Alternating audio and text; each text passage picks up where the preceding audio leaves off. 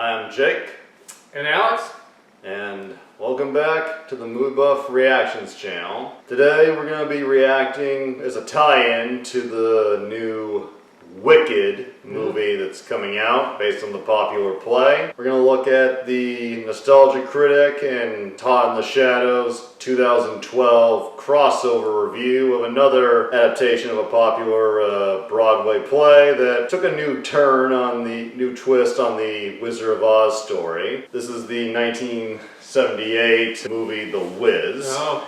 Based on the all-black Wizard of Oz musical. And before we start, even though it ties in no way to what we're doing,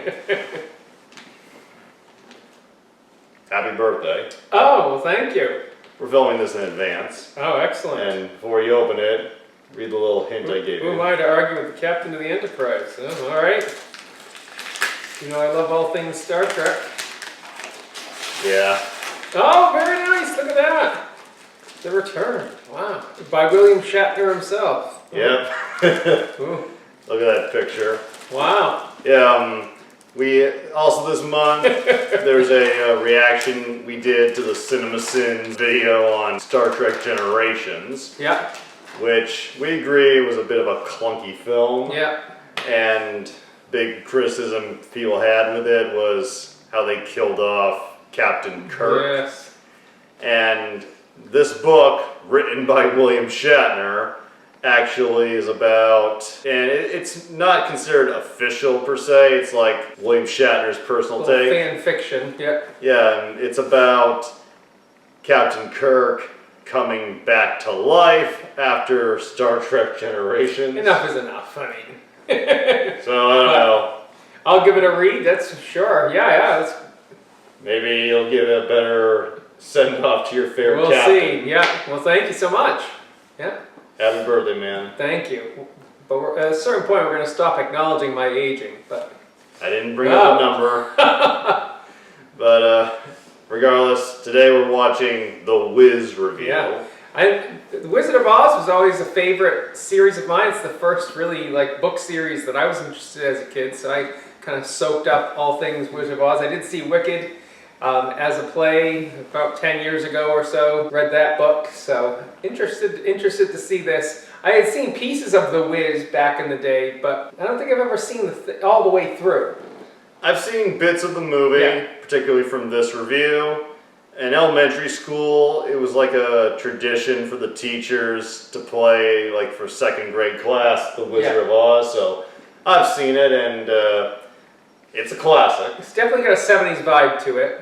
Well, yeah. 30s, but yeah. Yeah. Anyway. Well, the Wiz. Well, yeah.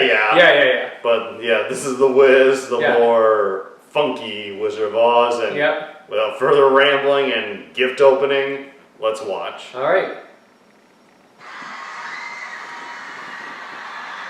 Con Bravo. Yeah. Well, that was fun, but I gotta say it's nice to get some rest and relaxation. A master intruder! What? Take whatever you want, just please don't rape me. What? Okay, that's the way it has to be. If you have to do what you have to do, I understand. That is the way Critic, it's me, Todd. Oh, yeah, that's right, the mask thing. What are you doing here? Remember, we're here to shoot a crossover. I scheduled it with your secretary like a week ago. Dear Nostalgia Critic, do not forget about your appointment with Batman. The bum is the critic's secretary. My schedule's been so crazy, I barely have time for crossovers. Hey, don't forget, man, we're doing big floors of the wall, 5 minutes. Duh. Oh. God, I'm doubting the security in this hotel. It's just that, you review music, and, music's just not really my thing. Well, I review movies too. If they're terrible and they star a famous pop singer. And I have just the movie for us. Michael Jackson's magnum opus, Moonwalker. Did it. Cool as ice. Did it. Glitter. You did it. Seriously? Man, I gotta start watching my own stuff. Doors open there, Hamburger. No, wait! Wiz! You're a sick fuck with issues. No, the movie, The Wiz.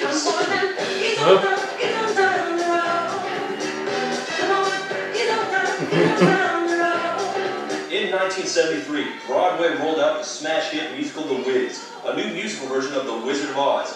And the twist in this case was that the soundtrack was funkier and the cast was all black. It was a smash hit. Black audiences loved it, white audiences loved it, everyone loved it. 5 years later, Motown Records got a hold of the film rights and cast the two biggest singers on its roster, the legendary Diana Ross and the quickly becoming legendary Michael Jackson. Not only that, they loaded up with all the greatest black performers they could find.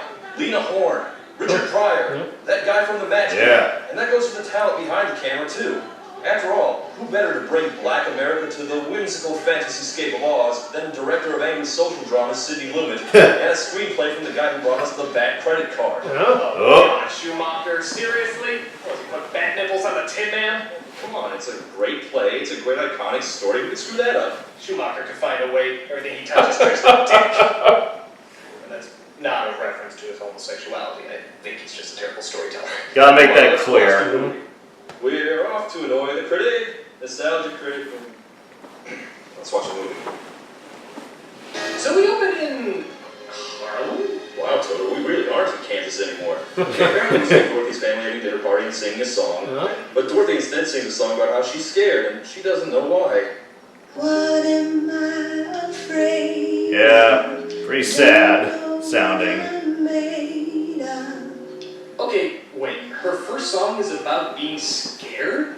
This isn't exactly Somewhere Over the Rainbow, is it?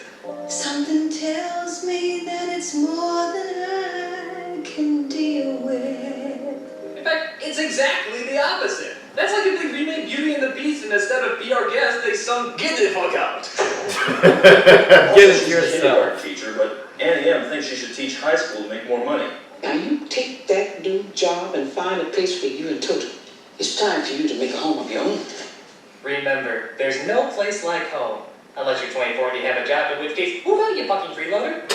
And you're gonna make more money teaching, Whatever huh? your fears are, Okay. well, they'll be defeated In the just like this. 70s. Yeah. Okay, I'm confused because I've seen The Wiz. My high school did a production of The Wiz. This is not The Wiz. I don't know what the hell this is. It's been a while, but I'm pretty sure Dorothy was still a little girl, and she definitely lived on a farm in Kansas, not New York. Why change that? Like, To what make the it more hell? black. Like, to make it appeal to black people?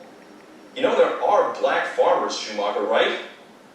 Well, here's something that didn't change. Toto is still the world's most suicidal dog. She's working to chase after him. So, of course, then she gets swept away by a tornado In the New York winter. during a In New York. snowstorm. You know, blizzard tornadoes. Happens all the time in New York, along with the earthquake volcanoes. Oh. Well, you know the drill. She's being swept away to the wonderful world of Oz. Wait a minute. This is Oz? Munchkin Land is a lousy concrete playground? Yeah, Oz looks kind of crappy. Like Go a back ghetto. to the original. She lands in Oz, the world turns colorful, and there's this amazing new place. But this place looks like Gotham City and Schumacher's Batman. Yes, I Maybe agree. that's where he got the artistic direction for those buildings. What do we agree on? No complimenting Joel Schumacher while you're still alive. And here we have this movie's version of the Munchkins, apparently played by the cast of What's Happening. They were turned into puny, but were saved when Dorothy recklessly manslaughtered the evil witch that cursed them. So, if you know the original, the plot of this one shouldn't be a surprise. They tell her that she needs to go find the yellow brick road and find the Wiz. Not the wizard, just the Wiz. So I figured the odds are only the Wiz could cipher how to get you back to Witches in that place. The Wiz? What's a Wiz? Well, I don't want to get too dirty, but there's a reason the yellow brick road is yellow. It's not a song about how great the Wiz is, but okay, is it just me, or does it sound like this song belongs in Sesame Street? He's the man, he's the only one who can give your wish right to the year. He'll send you back through time by running magic through ya. Because the Wiz is a person in your neighborhood, in your neighborhood, in your neighborhood. And I'm sure that he will understand. By the way, this movie is, from what I've read, 2 hours and 10 minutes. Oh, wow. In the background, you can actually see Motown's film division committing suicide. Follow the yellow brick road. The yellow brick road? Okay, so she knows what to do, and now it's time to get the story rolling. I'm acting just like a baby. Or stay in the exact same spot and sing some more. I'm not sure that I'm No wonder it's 2 hours. if I'm up or down. Not in a hurry to get home, huh? Just going to see the Wiz when you're up and ready for it. Again, not a slam against his homosexuality. Duh. I'm so amazed at the things that I see. Don't wanna be afraid. This could be why I never made it through the whole thing. Only so much moping we can take. Diana Ross is Dorothy here. How did they take one of the most glamorous and beautiful women of the 70s and make her look that busted? I guess it doesn't help that she's constantly whimpering and simpering like that. I mean, look at her. It'd be one thing if she were a little girl like she was supposed to be, but she's not. She's clearly a woman in her mid-30s. I wanna go home. I wanna go home. God damn, you're a grown-ass human being. Man the fuck up. Or, woman the fuck up. Grow some balls. Or, parade your vagina. Put some hair on your chest. Or, shave your tits. Also, she can't catch a cab. Social commentary, everyone. All right. Behold, the magical dreamlike fantasy world of Oz! I'm not sure how respectful it is to black audiences to make their version of Oz look like complete shit. It's almost as if Schumacher doesn't do adaptations well. So Dorothy comes across a gang of crows. They're apparently taking a break from heckling Dumbo so that they can bother the Scarecrow, played by Michael Jackson, who at this point was still black enough to be in this movie. Take a walk in my garden. Wouldn't that be terrific, fellas? Wow, you can't! Whoa, why you just a straw paper doll? That's the makeup they're going with. That destroyed his self-esteem by constantly telling him he's dumb. And also that someday he'll look like this. Cicero, when he says, more men are noble by study than by nature. In this movie, the Scarecrow is also constantly pulling out quotes from his body. I don't want to see Michael Jackson pull out anything from his body. You gotta look right into your game. Reiterate and syncopate. Oh, hell yeah. Man, I can't wait to see what dance moves Michael pulls out of this one. He's gonna do like the moonwalk or the Thriller dance. People keep saying things are gonna change, but they look just like to stay the same. Or he could bounce around on that pole. Well, it's a great idea. Take one of the most exciting dancers of our generation and tie him to a pole. Here's my question. If this Oz is supposed to be like a schizo version of New York, why is there a cornfield? You know, the 59th Street cornfield, right next to the bridge. Of course. Dorothy chases off the crows and promises him that the Wiz can get him a brain, so they go off to find him.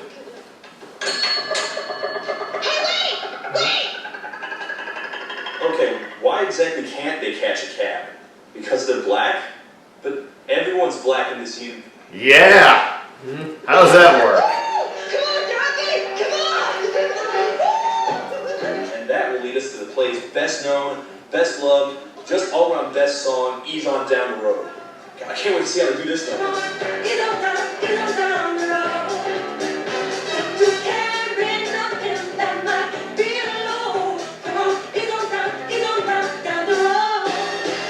Well, you know the scene in the original movie of Dorothy and her friends skipping down the Eldrick Road is just so iconic and amazing, but I've got this great idea about how to improve it.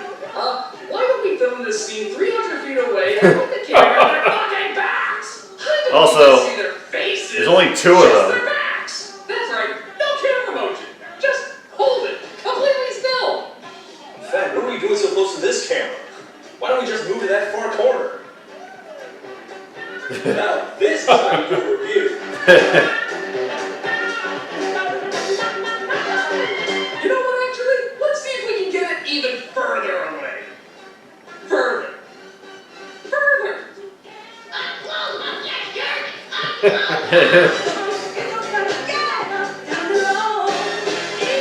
They then run across the Tin Man, who in this world is a piece of Coney Island animatronics. He's sad because he's being sat on by his giant fat metal wife. And also, he has no heart, which he expresses in song. What would I do Oh my.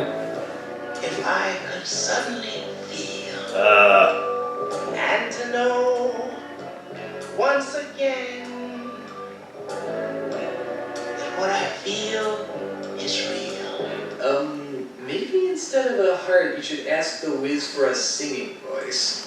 What would Yeah, that's not singing, it's like if I whispering. could reach inside of me and to know how it feels to say, I like what I see. Motown, the legendary R&B record label who had access to some of the greatest black musical talent that's ever existed, cast this role with Nipsey Russell. The fuck? What's the fastest metal mouth on the midway? Frozen. Today, a seat cushion for teeny. Wow.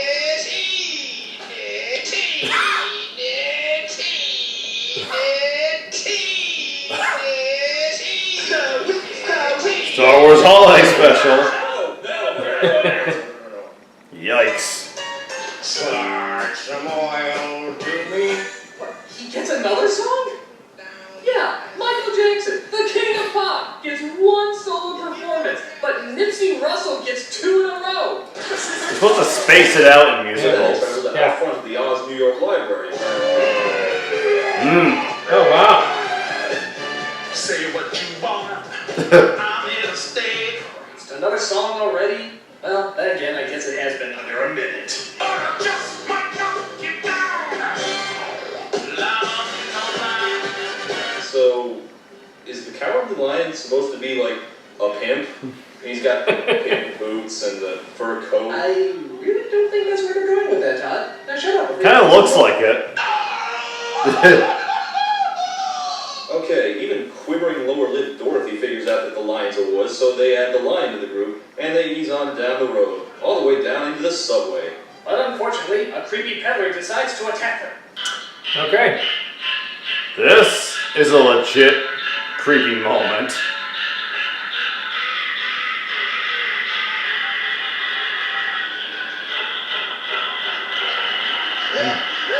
Well, that makes sense. Ugh. Oh my god, this is as scary as an actual New York subway.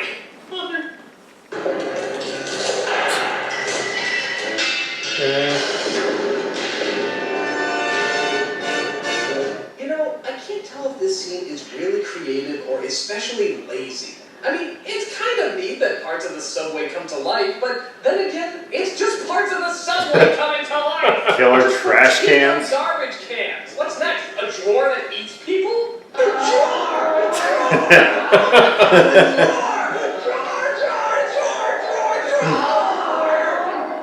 Okay, so they escape the pointless obstacle, but unfortunately that leads them to the bad part of Oz. Well, worst part of Oz, that is.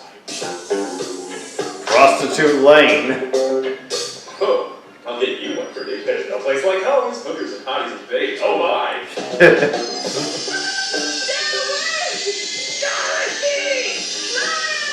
I guess the Donna Summer bad girls here are supposed to be the poppy fields because they make Dorothy and the lion fall asleep, but then the other two rush in to save them. Please don't be dead. Oh, please don't be dead. All is lost. And now, a reprise of the Wiz's show-stopping signature musical number, Teeny, Teeny, Teeny, Teeny,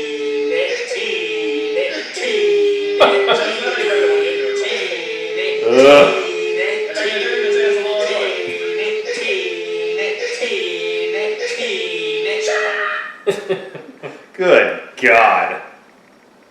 The lion feels so bad that he totally botched that one, so Dorothy makes him feel better with, yeah, big shot, you're never gonna believe it, another song! I'm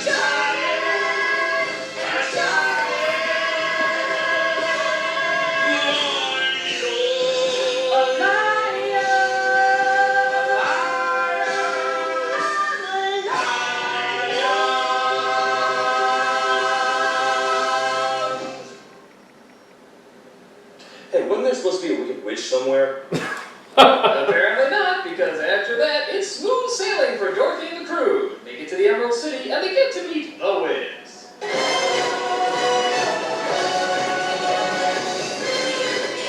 I like this music. Okay, now, I know The Wizard of Oz is a tie timeless classic, but you know what will make it even more timeless and more classic? Shitty disco music.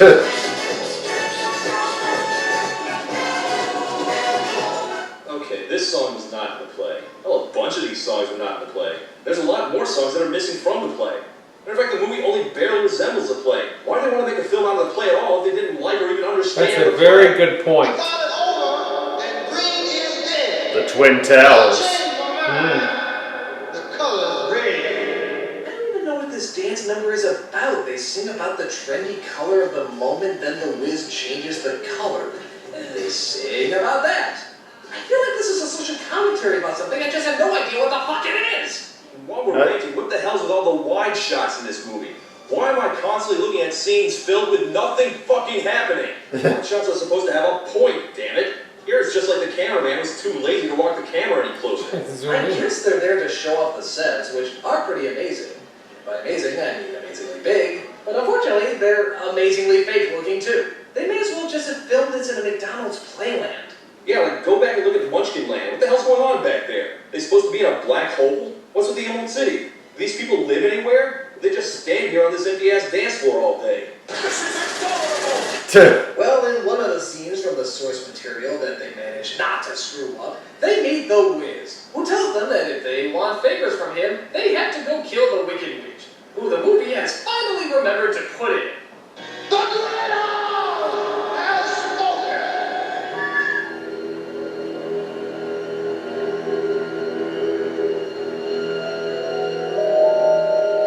Spoilers movie. Gee. Yeah, it gives away too early. There she is. She's hideous, and she's so evil in this version, she runs a sweatshop in a horrible factory.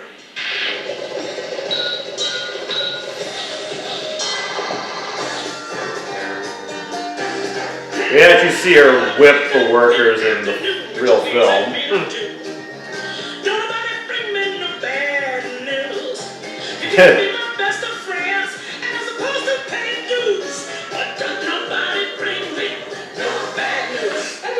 Which is a lot of fun. Even our sweatshop seems really into it. I kind of heard of it. So she finds out about Dorothy and sends out her flying monkeys. The flying monkeys, for the record, are the name of a motorcycle gang in this movie. Why? Yeah. Because this film is committed to taking every single fantastical element of Oz and flushing it straight down the crapper.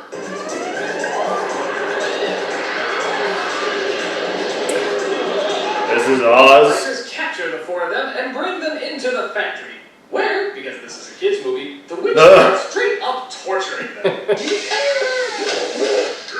Yeah.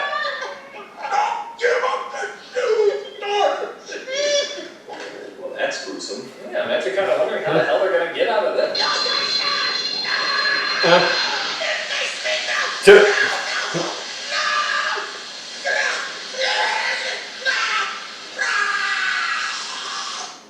She pulls the fire alarm. That's the solution.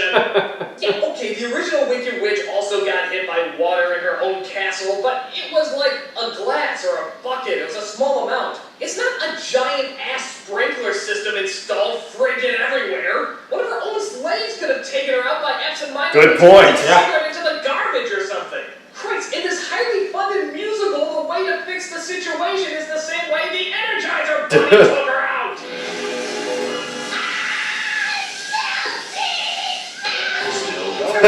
And Dorothy was right there. The Wicked Witch intentionally plopped her right on that spot with the fire alarm in plain view of everyone. And get this, her throne is a giant toilet. God, I thought the aliens from science were stupid. I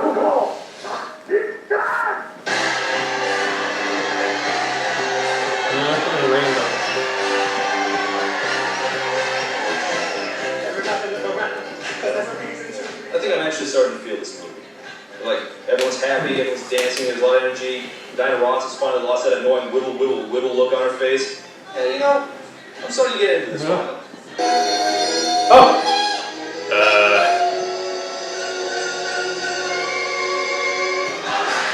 Okay. What the hell's going on? I hit the doubles. They unzip their own skin and dance around in diapers? Why am I looking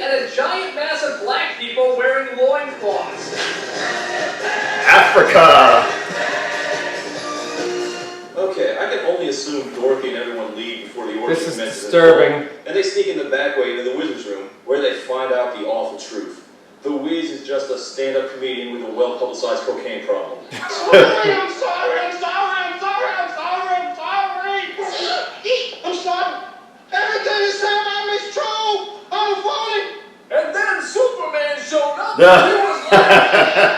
And he was like, Superman 3. So then Dorothy realizes that they had what they needed all along. And she sings about believing in yourself. And then Glenda the Good Witch finally shows up. Just right the fuck out of nowhere. And then she sings a song about believing in yourself. God, movie, quit dragging it out! How else could they hit that 2+ hour runtime? You know, for Motown, it's kind of subdued. Babies to the wall. Yep, those are definitely babies. Believe in yourself. Pin babies to the wall. Obviously. I don't know what's in you. You'll have to find that out for yourself. You'll never find it in the safety of this room. There's a whole world out there. And you'll have to begin by letting people see who you really are. Wait, actually, now that I think about it, when I ventured out into the world, it was full of killer subways and garbage. You know what? Just stay in here until I ever leave. It's safe. You got air conditioning. You got it good. I'm ready now. Are you? We move on, finally, to the last musical number, which is, amazingly, the most incompetently staged of them all. It's just Diana Ross staring directly into your soul with nothing but inky blackness behind her background. When that makes the tall trees bend into leaning, suddenly the snowflakes that fall have a meaning. God, this is worse than the Diane Carroll bit from the Star Wars Holiday Special. I hope Chewbacca's dad isn't watching it jerking off. You know, how is it that the Wiz brought out 2 Star Wars Holiday Special references in this? It's bad. And the shoes are different.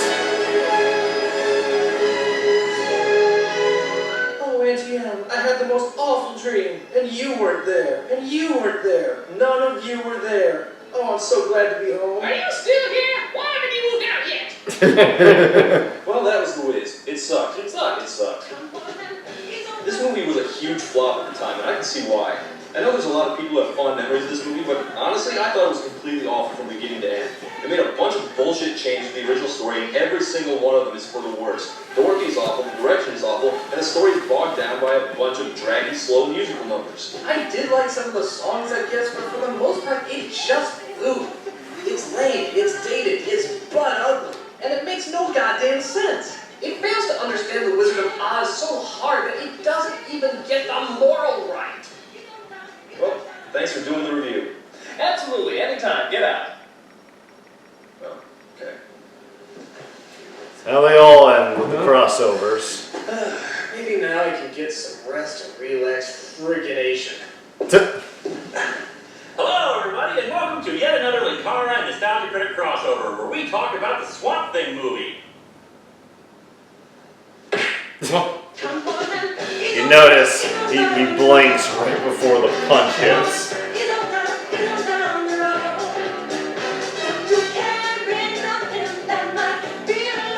So, I can understand why I never made it all the way through that. let's wait for the clip.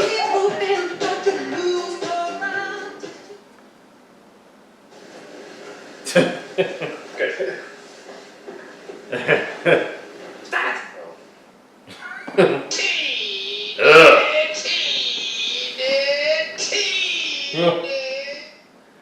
So, the movie looks pretty bad. Yes, and I think it missed the play. I mean, I've never seen The Wiz as a drama production, but it had to have been better than this movie. Based on what they said, what they described, it sounds like the producers or somebody, I don't know if it was the director or writer specifically, sounds like they wanted to really black the film up and misfired terribly. It seems just the directions. Every decision made by the director seemed wrong. Yeah, and Sidney Lumet is a great director, but this is not the type of movie he usually did. His best-known films, 12 Angry Men, Okay. Serpico, and Dog Day Afternoon. Okay. So yeah, like crime dramas, that's his thing. Musicals, eh. So was it all Joel Schumacher? Who knows? Hard to say, because I mean, yes, he did the Batman movies, Yeah. but he also did Falling Down, A Time to Kill, and 8mm. Yeah. I think crime is his best area as well. And what was your favorite joke, if there was any? Probably just bringing back the Tin Man at the end there. Yeah. Yeah, Nipsey Russell, like everybody in the cast, like Diana Ross was in her mid-30s. Michael Jackson was, I don't think he was even 20 when he made this movie. But Nipsey Russell, he had to have been well into his late 50s, early 60s. Just didn't make sense, yeah. Yeah, he's like the out-of-place performer. And then all the camera shots, I mean, they nailed that part of the review, right? 'Cause everything is like wide angle. Yeah, and also a close-up! Yeah. The design of Oz is really grummy. Dystopian, yeah. Yeah, it just looks like a really dirty-ass ghetto and not Or very... Gotham, as they called it, right? Yeah, not very pleasant to look at. Yeah. And as Doug pointed out, if this is New York, why is there so much farm area? Yeah. I think, like Diana Ross, not saying anything bad about her, but they didn't give her any good songs from what I saw. No, it looks like weak from start to finish for everybody. The ones who seem to have the best singing parts are the Scarecrow and the Lion. And maybe the Wicked Witch. Oh yeah, her too, Yeah. definitely. Yeah. And I'll say this, they went pretty tame on the Michael Jackson jokes. If you have Michael Jackson, oh, they did, yeah. I just don't understand it. If you have Michael Jackson in your film, like, why are you not using him more? This was his first big movie attempt, so maybe they just saw him as the newcomer. Maybe. I will say, the paper mache monster scene does have a genuine unsettlingness to it. Yeah, yeah. Although head scratching. And I think the joke that just made me bust a gut the first time was Doug with a drawer. Yeah, yeah. It's still a bit, but so's the actual scene. They thought they went a little overboard on the whiz stuff at the beginning, but... Well, the Yellow Brick Road joke, yeah. that made me laugh, and I will say, just as my own joke, did people making this, I mean, yeah, it's clear they had no idea how to make a black film, but I will say, did no one see the awkward irony of a film with an all-black cast and having a group of characters called the Flying Monkeys? I guess, I don't know. What do you think of the back and forth between Doug Walker and Todd Nathanson? I thought it was okay, but I've seen more effective pairings before. I thought it was a little stiff between the two of them. They don't work together often, I don't think, do they? Not anymore, but at the time, I think this was like their first crossover. Okay. Individually, they gave some good jokes in. Yeah. And I love the bit where he's like, let's do Moonwalker. I already did it. Cool as ice, did Right, it. yeah. Glitter, you did it. And the part where the guy, Paul Dugan, the guy with the soul patch, when he says, hey critic, we're doing Pink Floyd's The Wall. That joke's funny on a whole different level now, because 2019, 7 years after this review came out, Doug, actually, not with Paul, but Doug himself, reviewed Pink Floyd's The Wall. Oh, okay. And it is his most, like, voted on, like, IMDb and stuff. Yeah. It is his most hated review. Really? Okay. The review episode has like a 1.6 last time I checked out of 10 on IMDb. Huh. And yeah, it it got some of the strongest backlash on YouTube for a while. Wow. And I can't get into it with the time we have, but I'll say, I saw that review when it came out, and all I can think is, not his best musical review, but at the same time, I thought it was a little bit overkill. Yeah. Because I'm like, okay, he didn't like Pink Floyd's style. Last I checked, Pink Floyd's not Muhammad. Yeah. It's not, it's like, I don't think Sounds like people had an axe to grind. I don't think it's worth shooting up a building over. But either way, kind of funny in hindsight now. Yeah. And, them going into the corner. Yeah, yeah. Richard Pryor, I don't get his inclusion. Neither do I. I mean, it doesn't make any sense. And I've seen enough of Richard Pryor to know, well, he may have been a legendary comedian. He didn't have the best luck with movies. No. There's so many other African-American actors' voices they could have used, you know? James Earl Jones. I know. And it's right in this era, so I don't get it. All I can say is, hopefully Wicked does well. It's hard. Hopefully it's a better adaptation of the Broadway play than this movie was. Yes, yeah. And thank you for watching. This was fun to go back to. Glad I get to share with you. But probably want to skip the movie. Why go to the movie when you can just watch the review? The Nostalgia Critic? Hope you enjoyed it, and if you see Wicked, leave a comment down below. Tell us what you think, and we'll come back to you soon. All right, enjoy.